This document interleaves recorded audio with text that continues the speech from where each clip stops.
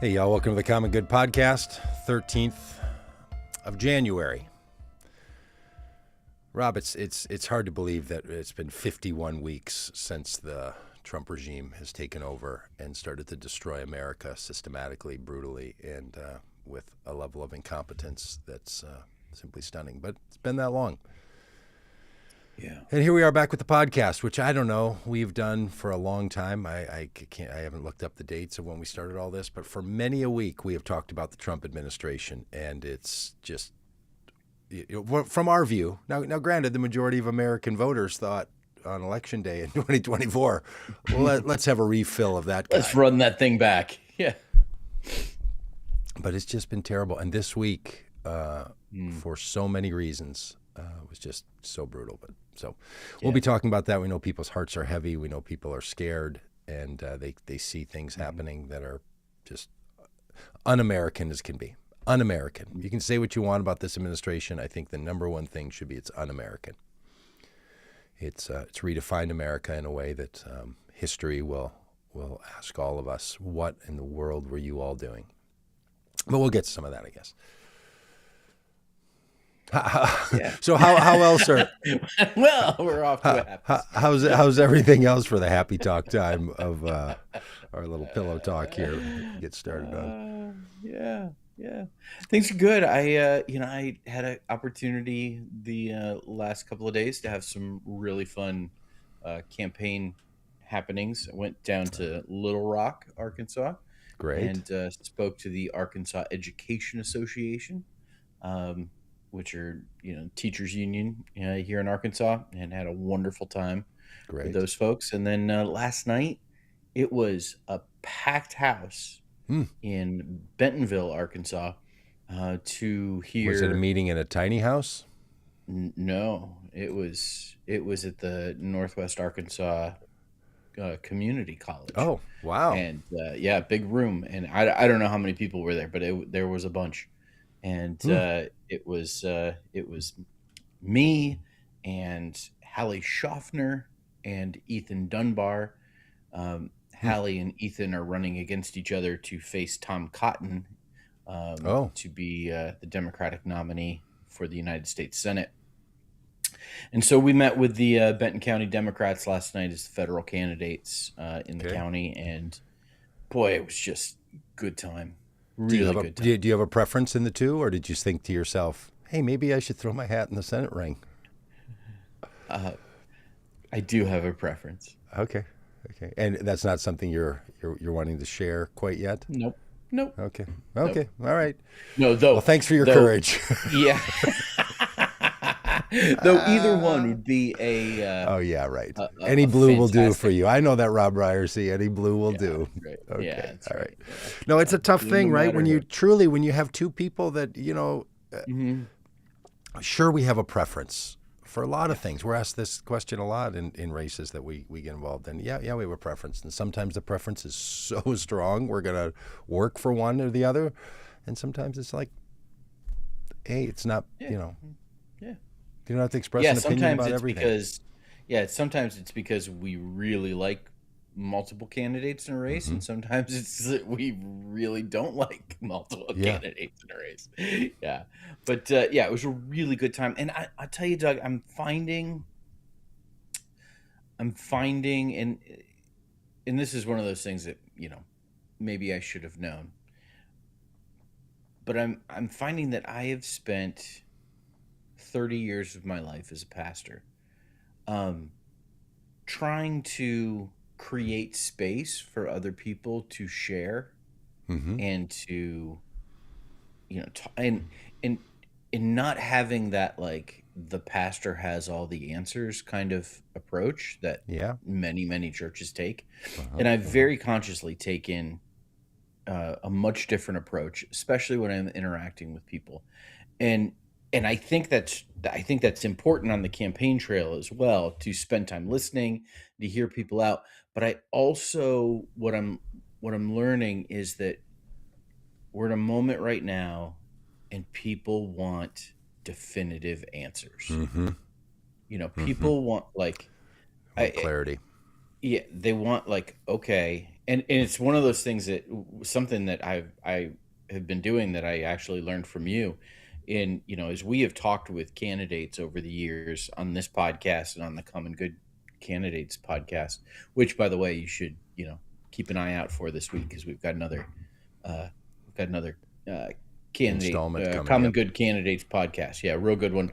Um the person with whom I am going when we are both elected to Congress, I'm going to start we're going to start the Progressive Pastors with Tattoos and Earrings caucus in PPTE.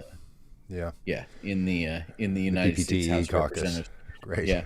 So one of the things that it's what the United States House of Representatives needs. Um, and so one of the things I've learned from you is like you have asked a question of like, okay, in the job that you are running for, what will you do about this issue? And that's like, and so last night I had the opportunity to speak with the great folks in Benton County, and I said, as your congressperson, here's what I will do about this. and whether we're talking about affordability or immigration, but being able to provide like Yep. not just speaking in generalities and platitudes and principles, but very specific things of like, no, here's how this works and here's what we can do. So Right. like one example, we talk about affordability. And everybody, on the Democratic side is concerned right now with SNAP benefits. Well, one of the things that I've learned is that SNAP benefits um, Hmm. really suffer disproportionately as inflation rises because SNAP benefits are indexed to the consumer goods index, which tracks prices. And so Okay. as broadly as consumer goods go up, the SNAP benefits might increase based on that. The problem is that groceries, Nobody uh, even uses that word anymore. That's a real old-fashioned word I've heard, groceries. Remember when Donald Trump said nobody uses the term groceries anymore? But groceries. go I just on. learned this word, groceries. Yeah. Oh my goodness. Um, groceries are uh, rise at a much faster rate Interesting. than other consumer product goods. Okay. And so as with SNAP benefits indexed to this general consumer products goods index, uh, people who are using SNAP benefits, their dollar doesn't go as far in the grocery store Okay. than other people's dollar. And if we're going to, help people in the midst of this affordability crisis, we need to change how SNAP benefits are calculated. They need to be indexed to grocery prices, Okay. not to a generic consumer product good index, because they're actually used for groceries. So it's those kinds of things that like real specific examples of like, no, this is how this works, Mm. and this is one little change we could make that would make a real difference in Yeah. people's lives. Mm-hmm. How does that go And over? that's How does something. that go over when you get into that level of specificity? Like I know you say people want clarity, but they also want, I don't know, Well, they want it's heat, not just light. oh So yeah, how does that go? yeah. Well, it was I felt like last night I was a little bit feisty Mm-hmm. and Mm. and funny. Oh. Oh Oh, my you thought goodness. so, huh? Like, yeah, I did. Okay. I made folks laugh, Were you? or maybe they were laughing at me. I don't know. Okay. No, they But could have been laughing my with you. goodness, Sure. things are so serious and so earnest, and there's so much at stake.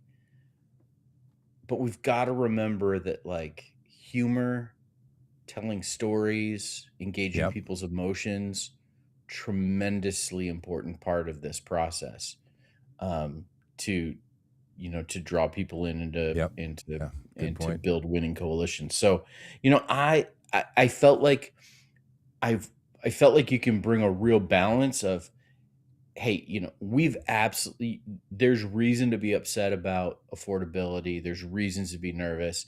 and kind of hit the emotional stuff, and then Yep. say, okay, here's 3 things that I will Yeah. do as your congressperson. Boom, boom, boom. Yep. And not leading with the policy wonk thing, but using the policies as examples of what can be done. And I think that gives people some hope to okay, there's some stuff we can do. Yeah. There's some levers that can be pulled here.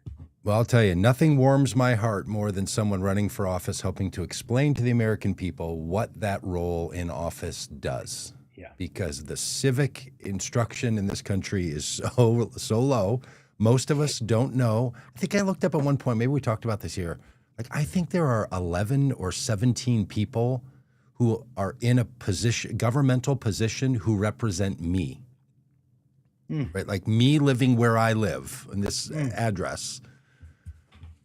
It's like 11 or 17 people in the county, in the state, in the city, at the federal government, people who's like, I am their constituent. I have no idea what most of those jobs are or what they do. And some of those people I vote for, some of those people are appointed by other people who are voted for. But you end up with this whole range of people. And most of us, look, if you know your congressperson's name, good on you. Yeah. You're way ahead of the curve. I mean, have you seen it's like the shocking thing that like only 30% of Americans can name the vice president?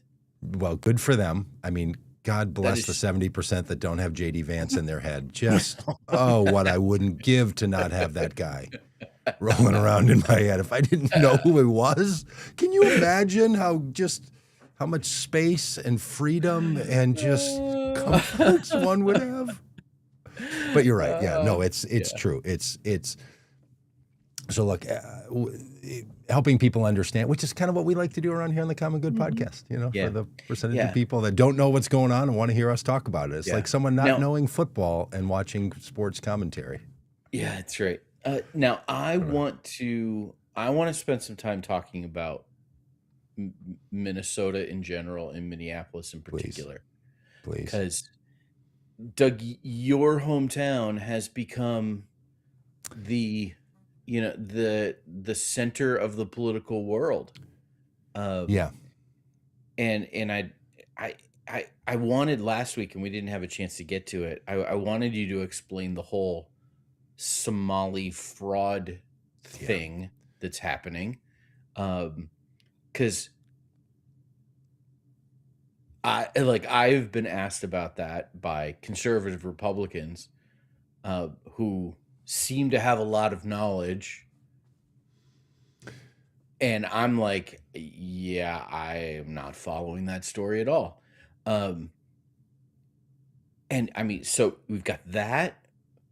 We've got, the ICE shooting that took place last week, just horrific. And then, even more broadly than that, you've got we had the shooting of state legislators. Yeah. We had, Tim Walz, George Floyd. I mean, what is going on in Minneapolis that your city has become like the epicenter of our politics here in America? Yeah, I can't explain the cause of all of it. I can't explain that Donald Trump targeting ICE agents into Minneapolis was a political move. It's beyond a doubt to me.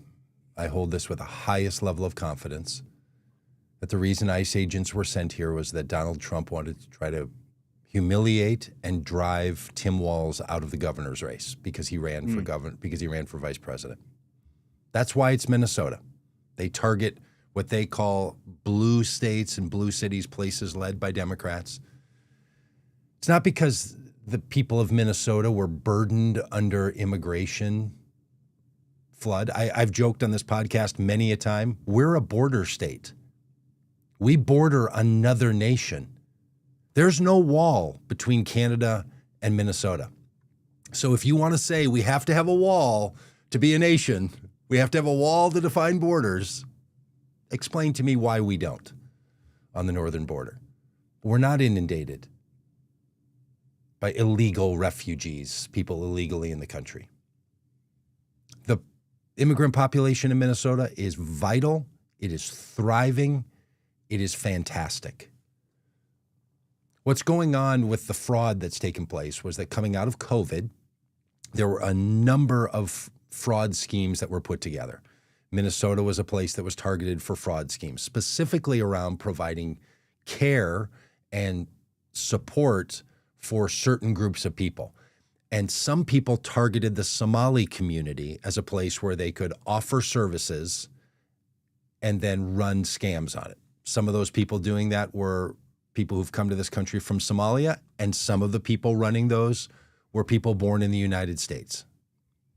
There's fraud in the system. The state of Minnesota recognized it. The state of Minnesota saw it and saw that it was happening with daycares and saw that it was happening with healthcare, and they started working on it. And because they were working on churning out that fraud, people on social media found out about it. The Trump administration decided to target because of Ilhan Omar and her outspoken narrative about Donald Trump, and they decided to target this city and this state.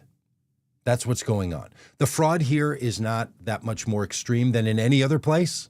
I mean, you want to dig up some fraud and some big fraud numbers? Let's talk Florida. Look, if you want to talk fraud, I would love to. Do you know who's been convicted of fraud? The President of the United States. I would love to talk about it. We shouldn't have fraud in the state of Minnesota. Anyone engaged in any criminal activity? But here's what we know, truthfully, about the whole country. People not born in the United States commit less crimes, are charged with less crimes, and are convicted of less crimes than people born in the United States. That's true everywhere. If you want to get rid of crime in America, you don't start with the groups that commit the least amount of crime. Remember in the debate when Donald Trump said this ridiculous thing, we now have a new phrase called immigrant crime? That's a new phrase because Donald Trump decided to say that if an immigrant commits a crime, it's worse. It's like he has some scale of judgment of how bad a crime is. You know, we have these categories of like a felony and a misdemeanor and a gross misdemeanor, felony larceny. We have all these different categories, of which Donald Trump has been charged with all of these, by the way. And we rate how bad Trump is like, yeah, but if it's committed by an immigrant, then it would be a worse crime. So in other words, if Melania Trump was also part of Trump's scheme to defraud the state of New York and commit campaign finance fraud, that would be a worse crime than if he did it. That's just not true. We don't assign criminal activity based on the status of where someone was born. Look, every one of these Somali participants in the fraud that they have found are in this country legally, as legal as you are. By the way, subset in my little preachy sermon here, immigration violation is a civil violation in the statute. It's not criminal. It's not criminal. If you want to say that these people are criminals, you are inaccurate to a point of being dishonest. They are not. In fact, the criminal in the story is the President of the United States. The one defined criminal, the one provable, convicted criminal is in the White House. Not any one of the people who simply have a status violation are not considered a criminal. That's why they're deported and not put in jail, friends. They're deported, not put in jail. So if you think this is criminal law enforcement, look, and if the definition doesn't matter to you, then you're not going to care. But if you want to tell me that Donald Trump is not really a criminal because that court case in a federal court setting was not legitimate, but an ICE agent deciding that this person needs to leave the country and that some rando ICE agent gets to decide who a criminal is. If you want to live in that world and those definitions don't bother you, fair enough. But to some of us, it matters. Doug, I can't help but think that there is a racial component to all of this as well. That the Somali community is being targeted because of the tone of their skin. Um, you know, there's not Irish communities being targeted. There's not Italian communities being targeted. Um, Well, there there's are. I mean, just to be clear, there are Germans here who have been targeted. I know some who had to hide in the freezer in their own restaurant. So they are. It is not simply ICE going after people with darker skin in Minnesota. That is factually true. But none of your friends that you said conservative Republicans or friends have come up to you and said, what's going on in Minnesota, have said, hey, what's going on with the Germans? Yeah. Hey, what's going on with the Irish immigrants that have overstayed their visas? But they are part of this, but overwhelmingly, ICE is targeting, and the Trump administration is using its rhetoric to target particular ethnic groups from particular places. That is absolutely true. The emphasis is 99 to 1%.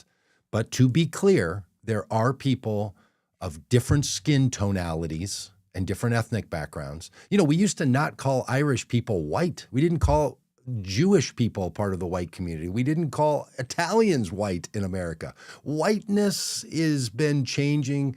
In fact, having two sons of Hispanic descent, when I used to fill out the census, they would say white Hispanic or white non-Hispanic.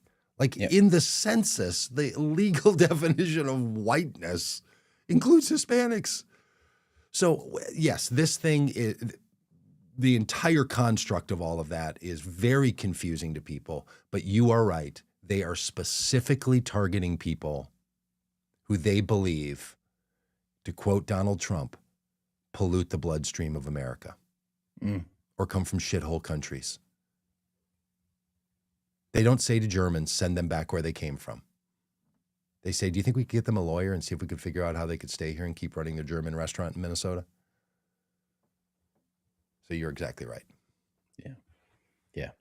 And I think I think you early on you mentioned that you think Minnesota is being targeted as political retribution against Tim Walz. I absolutely think that that's the case, and not just because he ran for vice president. It was Tim Walz who had the really remarkable political insight to call Donald Trump and his crowd weird, and that, while ultimately the campaign pivoted away from that, that stuck, and that got under their skin. They did not like that. That really got to them. And so I think there's something about all of that for whatever reason, Tim Walz really is bothersome to the Trump administration, and there is absolutely some political payback that is happening now, which is why Minnesota is so targeted. Yep. Hey, there's a comment in here by Dan, by Don. Yeah. The comment is, okay, now you pull the DNC race card. What percentage of Irish or other communities are on 80% or more of public assistance programs? Okay, so let me just make a comment about this. There's nothing un-American about being on an assistance program. We offer them to each other in a variety of ways. Some people get loans to go to college. Some people have federally backed insurance. Some people get a discount from the federal government on all kinds of life that they live. Some people are getting many people got PPP loans during COVID. Quick little search here, Don, to your question.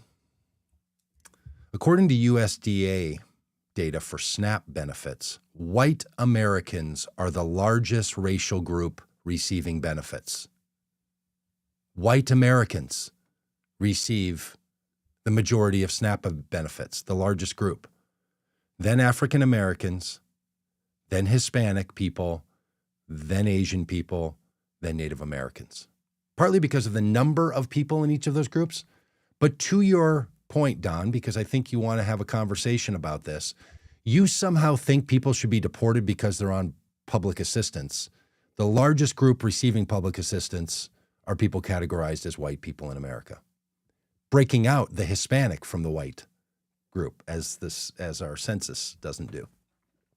This, Don, is the reason that we bring up race, because you're pretty sure that race correlates with being poor for some reason other than social implication, causing people to not be able to access the American dream in the same way. The third largest group to receive SNAP benefits are Hispanic people. The number of people who receive SNAP benefits who are in the country, not born in the country with an immigrant status, is teeny compared to the number of white Americans that receive public assistance. So bring up your public assistance information all you want.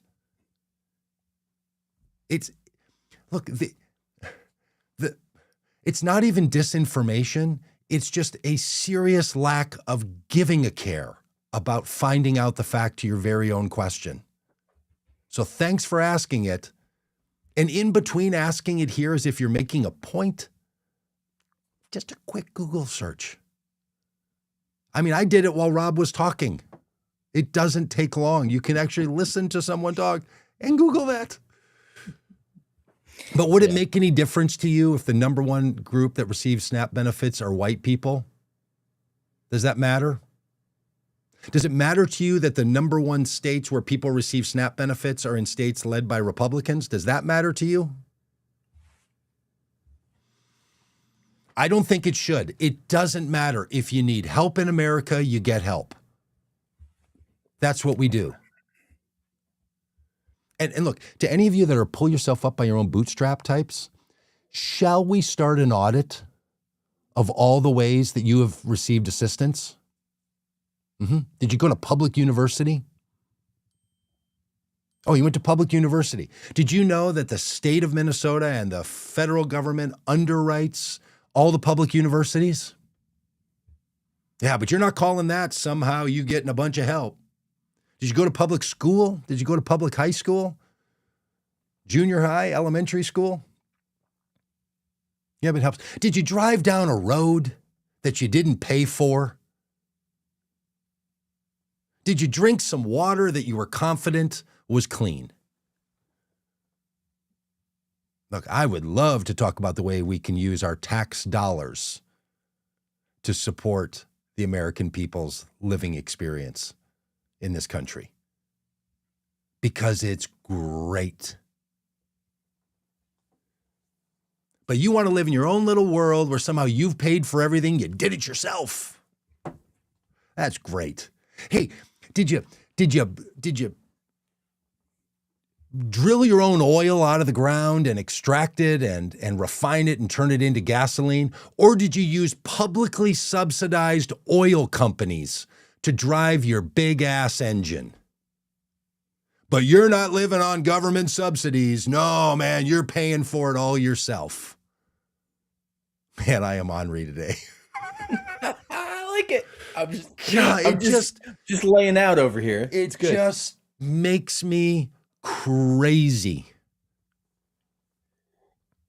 If you want to critique it, go ahead. If you want to refine it, if you want to make it better, but if you want to act like you're not a beneficiary of it, no, thank you. Yep. Absolutely, Don says it shouldn't be an issue for help. How many people of any race are perpetual government assistance? Don, do you drive a car? Do you drive a truck?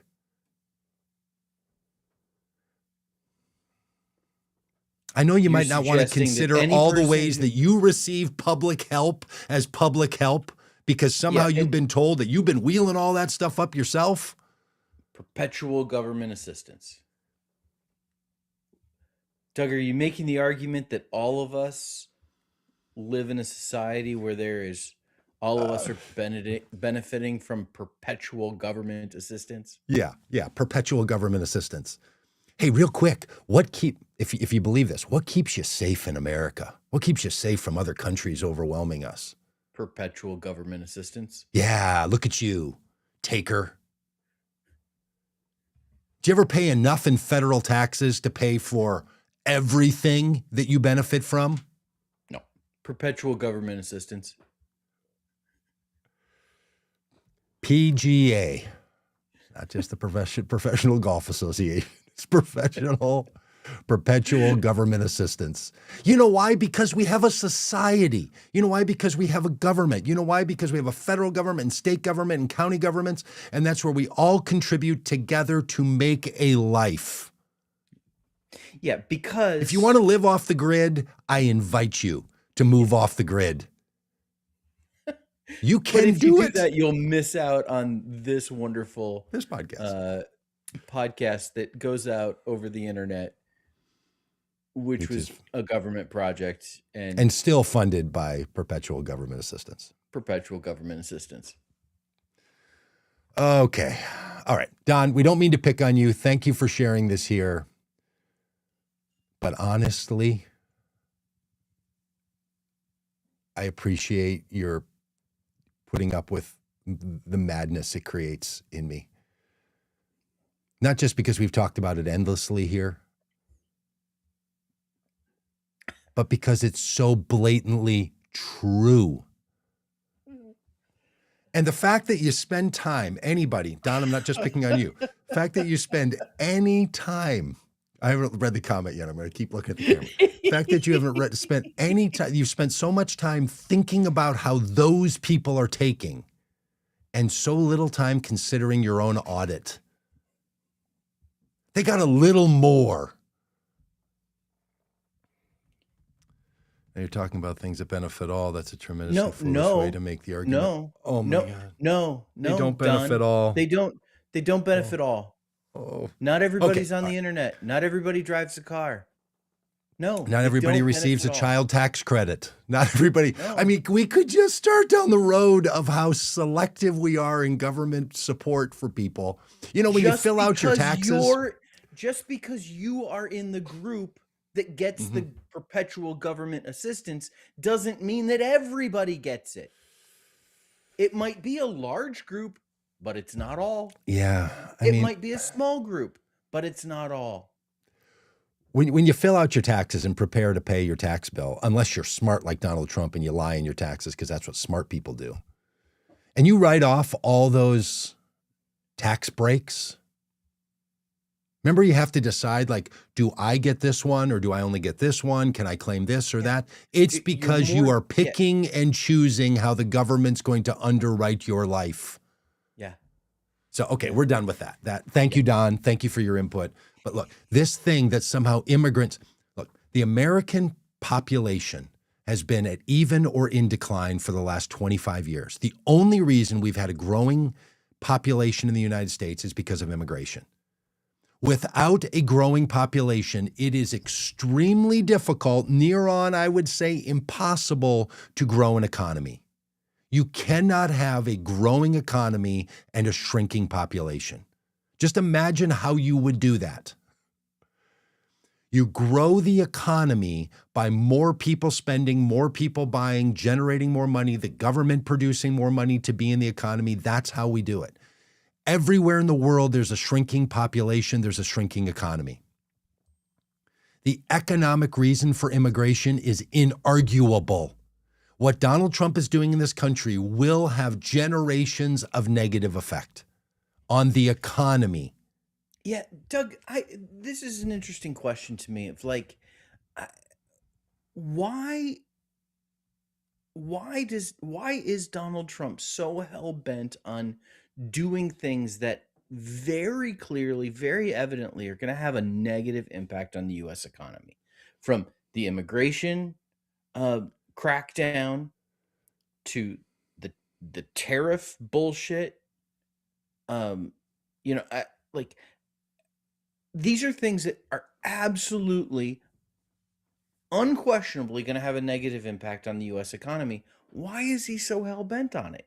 It is truly shocking. I think it's two reasons. One, he doesn't care and would rather have an economy built off of the people he thinks are real Americans. He has a very tight sense of we.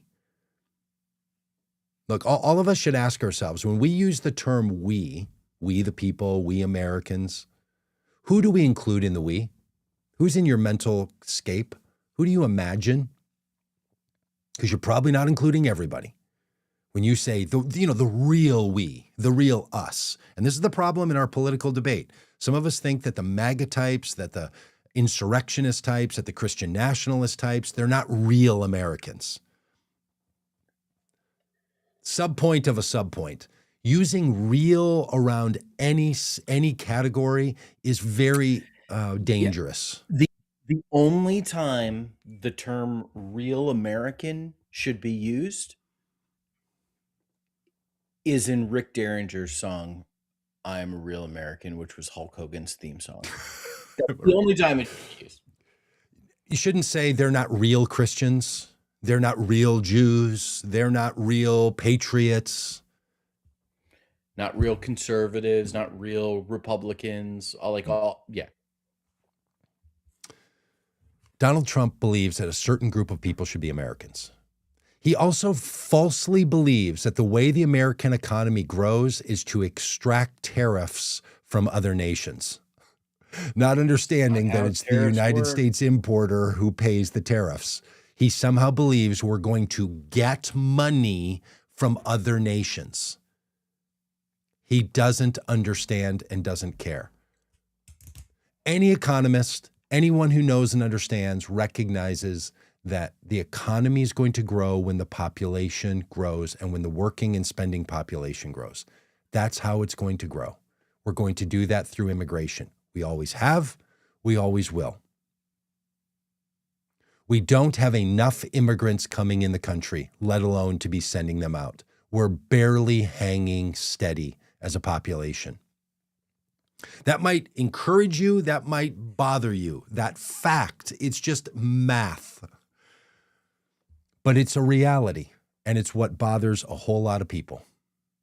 And ICE coming into this state is designed to harass people, to make it feel unsafe, so that immigrants in this country will leave and will choose not to return. The agenda of Stephen Miller, the agenda of Donald Trump, is to make America a place where immigrants are less likely to come. That's the plan. And it's a terrible plan. It is terrible. It will be bad for the country. And here's the good news. In 3 years, it will be over. Yeah. Yeah. 3 years and 1 week, it will be over. Yeah. Yeah. And we will all still be here. And listen, I don't want to necessarily turn this into the Respond to Don show. Yes, let's please stop. But go ahead. The statement we're turning him into a foil, and it's not good. Okay, but one more. Yeah, he says this ICE issue wasn't an issue in Trump's first administration. What's different? Biden's unvetted open border of 10 million plus people. Doug, how many times did you go to the border during the Biden administration? A bunch. Made a documentary. I rode a bicycle along the entire United States border during the Biden administration. Yeah, Shall we talk about open borders? I accompanied you 2 or 3 times during the Biden administration to the border, crossing back and forth. When someone says unvetted open border, there is one. They're 100% right.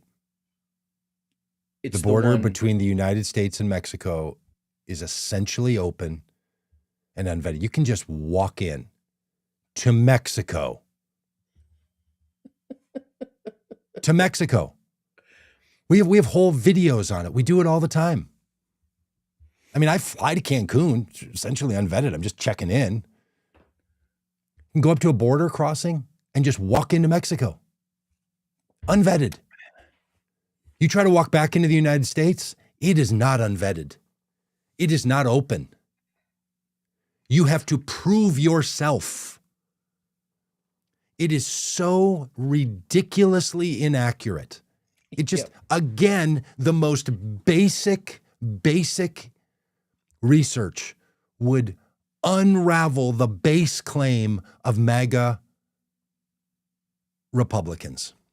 Yeah. It is not an open, unvetted border. Hey, if it was, why have we spent billions of dollars on border security? And if you've never been there, never seen it, have no idea, you just listen to what someone tells you, you might conclude that we have open, unvetted borders because Donald Trump lies to you. Lies to you. Doesn't tell you the truth. Doesn't tell you the truth. What's the definition of a lie? Doesn't tell you the truth. So you might think they're at open, unvetted borders, but they go the other way. They go the other way. Yeah. And I want to make a point that I made last night to the Benton County Democrats as well. I'm not afraid of immigrants. I'm not afraid of an immigrant getting a job. Not afraid of an immigrant living next door to me and what that might mean for my wife or daughters. I'm not afraid or bitter or upset. It's on the Vote Common Good page. If an immigrant, goes to the hospital and gets medical care, I don't mind. If my daughter is in class with immigrant students who receive free lunch, can we stop the fear mongering about other human beings? Like, these are human beings. They're not like people to be scared of. Can we just say that so much of this is rooted in a white supremacy, a vision of America that is, just look at the images put out by the Department of Labor and what their vision of America is, the Make America Great Again, being like a desire to go back to a 1950s idea where there's like the nice white family, and like, listen, I am not scared of my neighbors.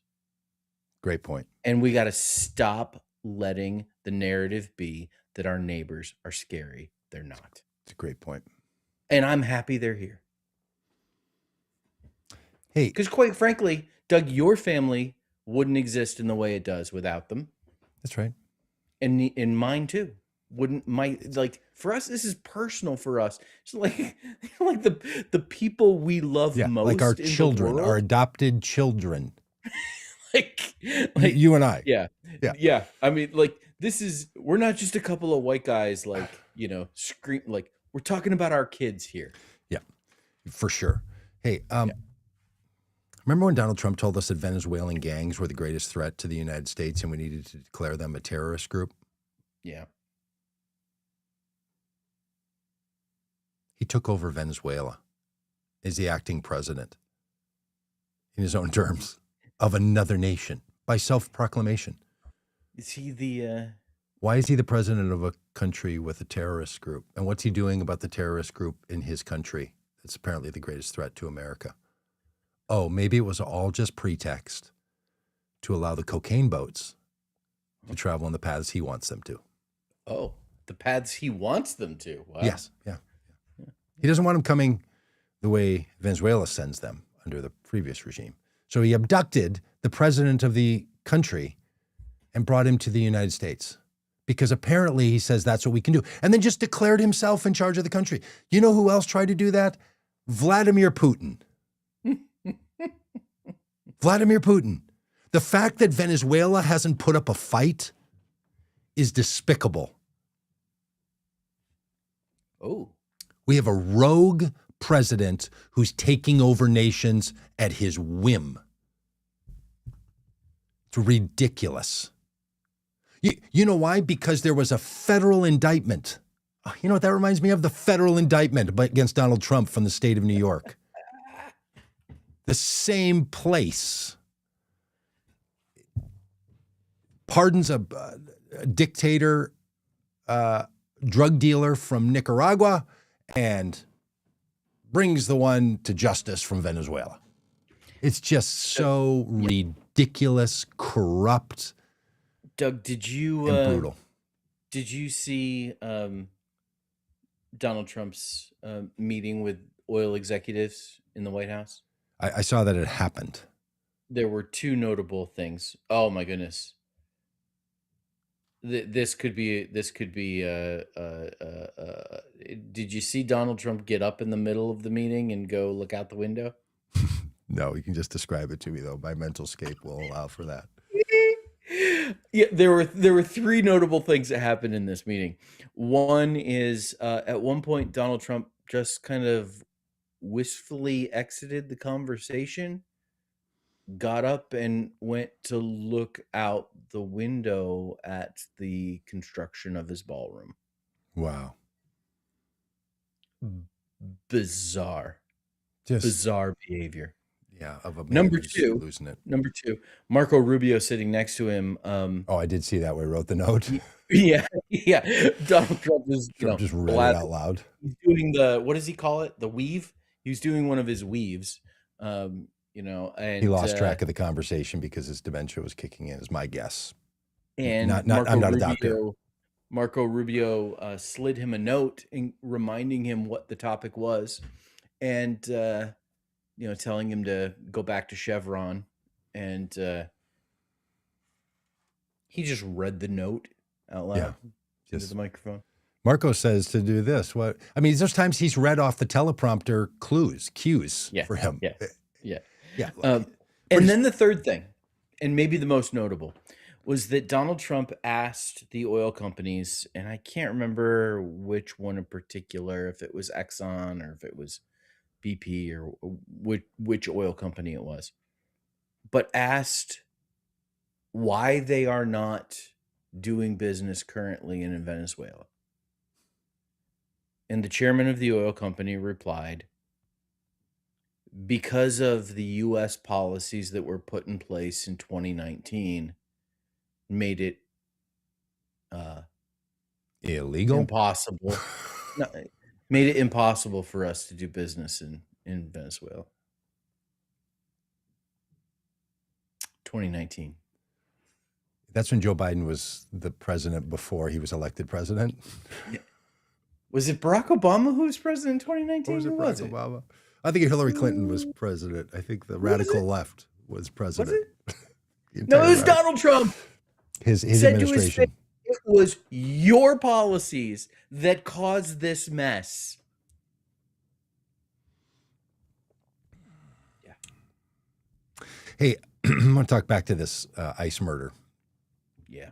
I think it's a murder. You can call it a homicide if you'd like, or just a killing. The death certificate will say homicide, as they all do. An ICE agent shot Renee Good in the face 3 times, twice from the side after shooting through the front of the windshield. Then called her an effing bitch. She drove away, likely dead, accelerating into a parked car. Then stood callously and didn't respond. Rather than that being condemned, rather than putting out any empathy, rather than saying the death of an American citizen by a federal agent in America is heartbreaking, which is the most basic response. She's an American. Does not matter what her political beliefs are, does not matter what her actions were. She's an American who was killed by a federal agent. To that, Donald Trump wrote on his failing social media platform, The woman screaming in the video was obviously a political agitator. He lies. The woman driving the car was very disorderly, obstructing and resisting, who then violently, willfully, and viciously ran over the ICE officer, who seems to have shot her in self-defense. Based on the attached clip, it's hard to believe he's alive, but now is recovering in the hospital. None of that is true. Not a word. The situation is being studied in its entirety, and the reason these incidents are happening is because the radical left is threatening, assaulting, and targeting our law enforcement and ICE agents on a daily basis. Rob, it's not against the law to protest your government. Right. I want to know all the people who have been charged with the crime of assaulting ICE agents. Because if they assaulted ICE agents, they've committed a crime. But protesting, agitating, speaking out, you know what's not a death sentence in the United States? To be a radical leftist. You can be a radical leftist and be as American as America can be. Just like you can be a Christian nationalist conservative and be as American as America can be. You are not given a death sentence for your political beliefs. And when is the "don't tread on me" crowd going to start taking seriously that being targeted by the president for your political beliefs is anti-American? When will we hear those people say,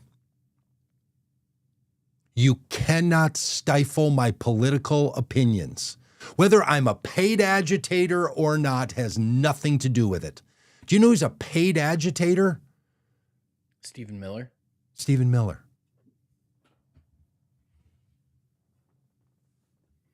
Paid to agitate. Still an American. Doug, I don't think every American should be in control of the federal government, and that man should get himself out of the federal government because he is a hazard. But he's an American. This post targeting the American people who believe differently than Donald Trump and basically saying it's okay if ICE agents kill American-born citizens if they determine that they're somehow part of the radical left. A completely made up narrative, by the way, about the radical left. Show us the rap sheets of all the people who've assaulted ICE agents. And if she didn't, which she didn't, she shouldn't be executed. That's right. It's beyond foolish. It is grounds for impeachment. Right. This was, going back to the tragic incident that happened just 5 blocks away a few years ago when George Floyd was killed. People say, but he passed he had counterfeit bills. He used a counterfeit $20 bill and okay. What's the punishment for using a counterfeit $20 bill? Yeah. I'm pretty sure it's not death. Yes. And I'm pretty sure the punishment for pulling out in front of ICE agents, trying to get away from them when you're shot in the side of your face as you're leaving an ICE agent. It's just so horrific. You can't, there is no, look,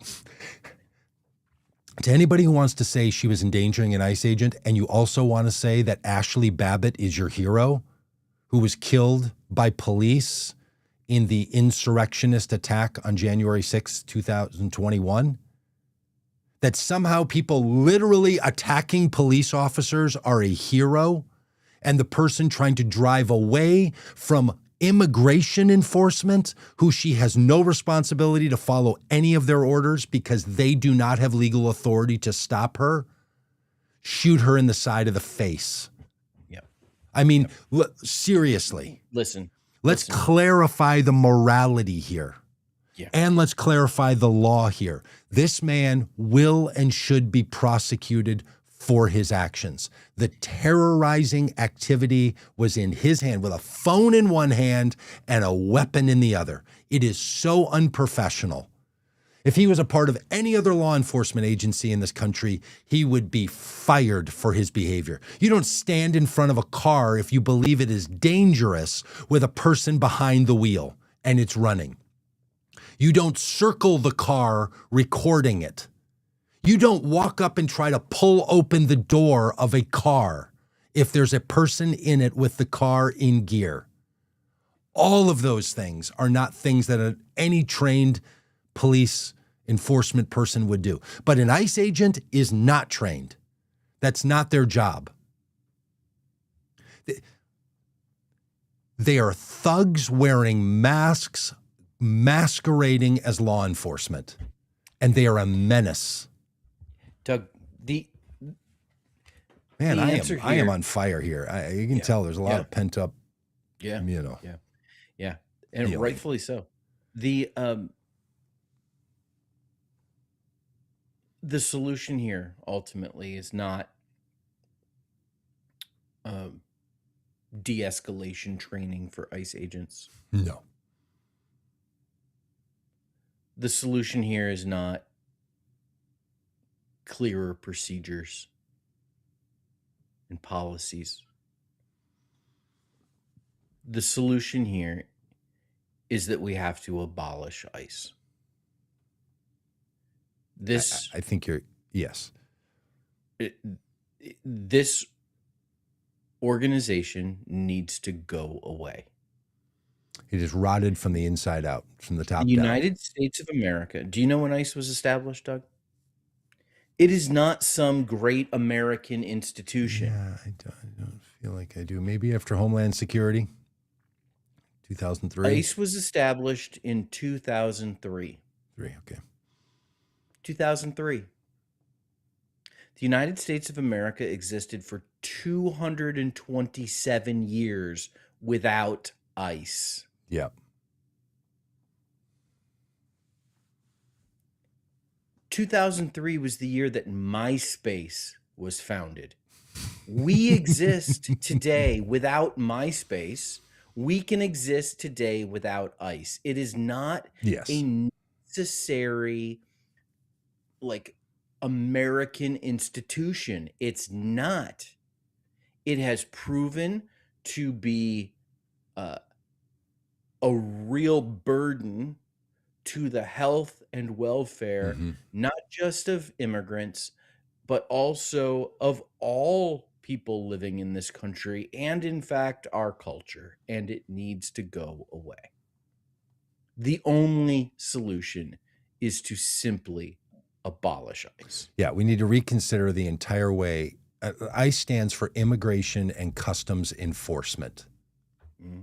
ICE exists, as you rightly pointed out, as a result of the reconfiguration of Homeland Security after 2001.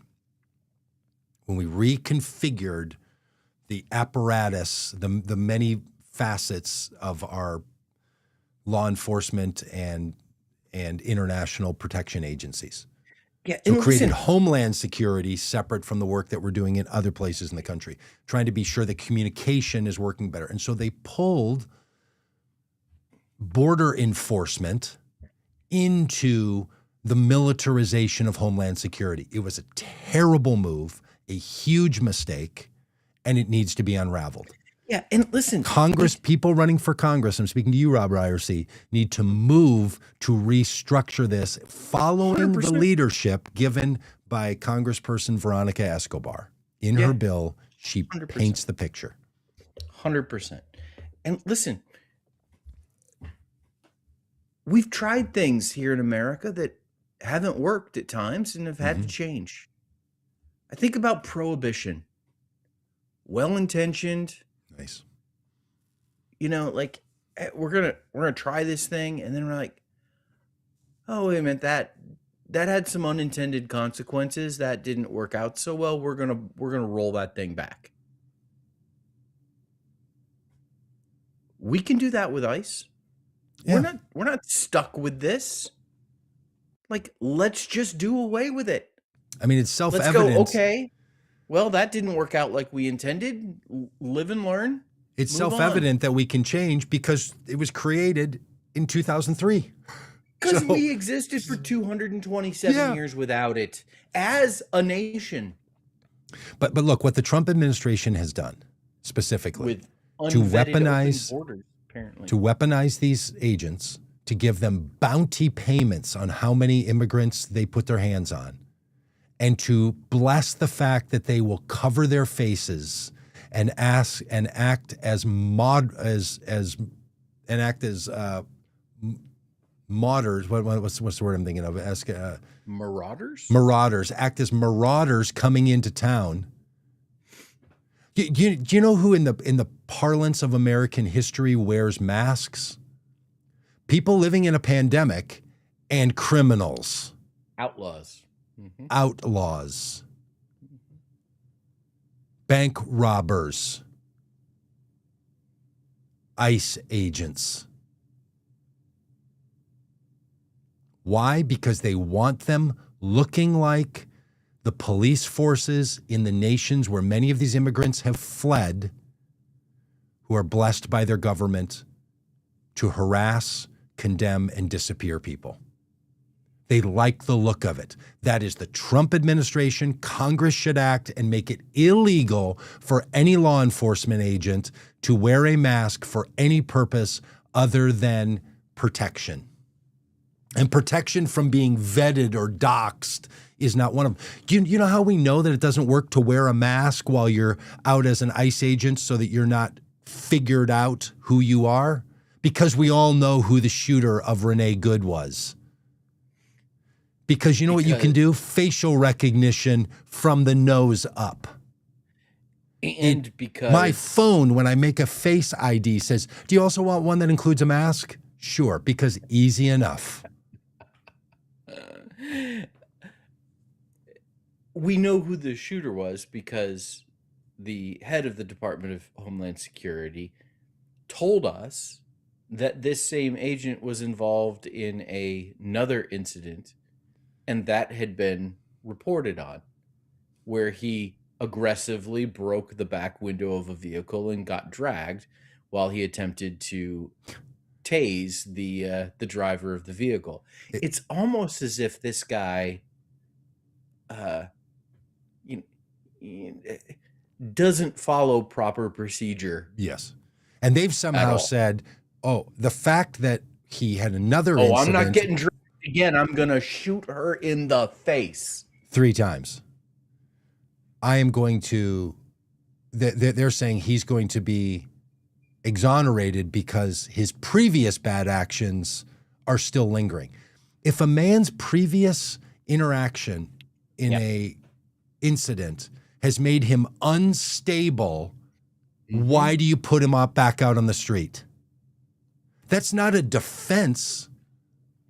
That is proof that this the whole thing is wrong. It's cruel and unusual punishment to put him back out there Good. If he's so dangerous. Yeah. I saw a wonderful video of a person who I think was from East African background, maybe Somali, because of the way she spoke. Surrounded by 3 ICE agents. She's filming it. They're saying to her, where were you born? She's like, I'm an American citizen. They're like, where were you born? She goes on and on. I'm not telling you. I'm not giving you my ID. I'm walking on my streets here in Minneapolis. This is my home. I'm an American citizen. They're like, you either tell us or you get in this car. Did you see this? Have you seen this video? They're like, you get in this car, we're going to ID if you don't tell us where you're born. She said, I don't have to tell you. I'm not going to. This goes on for a few minutes. Finally, they just leave. Because they know where their authority is. They can't just put a person in a vehicle. They're not police. What's having to happen is that the American people are having to figure out where our rights are, exert our rights in protection against federal agents sent by the Trump administration to tread on us. That's what they're doing. And that's what people are resisting. Good for her, good for all of us. And I get messages all the time because I'm in Minnesota, and people are like, be careful when you're out there protesting. And I saw a police chief say to a bunch of protesters, or police captain say to a bunch of protesters in Minneapolis on a video the other day where he said, look, we're here. We want to support you in your protesting, and we're going to allow you to do this. Hey, here's the point. You don't have to be allowed to protest by anyone. You don't ask permission to exercise your rights. You don't ask for permission for the freedom of speech. Yeah. You don't ask for permission for the freedom to assemble. You don't ask for permission for your constitutional freedom to redress your government. You don't have to ask for permission to do that. You may have to get permission to be in a certain location, but a public street is not one of those. So I know we kind of get this idea that like, hey, everybody be careful. We have to like walk on eggshells because the fragile police or the fragile ICE agents might harm us or damage us. That's not our job to manage the people we give guns to. That's their supervisor's job. It's out of control. It needs to be shut down and reconstituted. The short phrase for that is abolish ICE.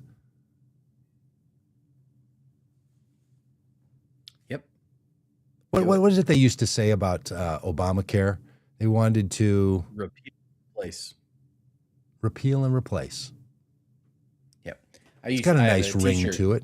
I have a T-shirt that says "Repeal and Replace Congress." Good one. How about repeal and replace ICE? That's what people mean. Well, that's what not everybody. That's what some people mean by abolish ICE. I do want enforcement of immigration and customs, because I want customs agents to be looking in every truck and every boat and every car that comes in this country that's carrying fentanyl. Instead, we're chasing immigrants around Minneapolis. I want Customs and Border Patrol to patrol the border to keep out the illegal drugs that are coming in this country, not on human bodies. Not in the backpacks of people crossing the desert. And we know this because when they do, that's where they find 90% of the illegal drugs. So we need to replace immigration and customs agents with those who are not targeting human beings and targeting the problem. Yep. And that's why Rob is running for Congress. Yep. Yep. All right. I got to stop this. I got to quit yelling because in a couple hours, we got a meeting with James Tallarico, and I got to get this energy out of me. James Tallarico is running for Senate. I really want to see you just yelling at James Tallarico. Yeah, just losing my cool like this. It's faith leaders that are meeting with James Tallarico. We're going to record it, and we'll put it live wherever you're watching this. You'll be able to watch that. It'll probably come up later this afternoon. Sometime 3 o'clock Central Time, something like that. We'll be able to put that conversation up so you all can watch it. It's a Zoom meeting with 300 plus faith leaders and James Tallarico talking about the role of faith in politics in America. So yeah, and we'll also be putting up a conversation that I had with Justin Douglas, who is running for United States Congress against one of the leaders of the Freedom Caucus in the U.S. House of Representatives, and Justin and I had a conversation, and that'll be up on the channel as well this week. Great. In our ongoing common good candidates conversations. So lots of things in the works, lots of things happening. Thanks for being a part of this. First of all, thanks to Don. There's Mike Stavlin. In Irma, Yabitz, Alex. Divina, what a great name that is. Divina. Reginald. Thanks to all of you. We appreciate you all being, wow, there's so many of them. I kind of lost track of a bunch of these. Thanks, Dave. I think there were some trolls in here for a bit. I love it when the trolls tell us that we have a podcast nobody watches. Except you. One. Vicky. Thanks, Vicky. See that? Yeah. Squirrely Pepper Jim. Lifestyle. Yeah. Jim, I'm with you. Where has the states' rights crowd been around all of this? Yep. So just all right, missing in action. Lots of comments, lots of things going on. Thanks, y'all, for being a part of the Common Good podcast. We appreciate you. You can listen to this and send it to a friend, wherever you're watching this, but also if you want the audio-only podcast, this is put out as an audio-only podcast. And sometimes some other special things are put out just on that podcast streams that aren't here. So it's worth your double dipping if you're a podcast listener and you want just the sultry tones without the captivating visuals. All right. Are we done? We're done. Okay. Vote Common Good, everybody.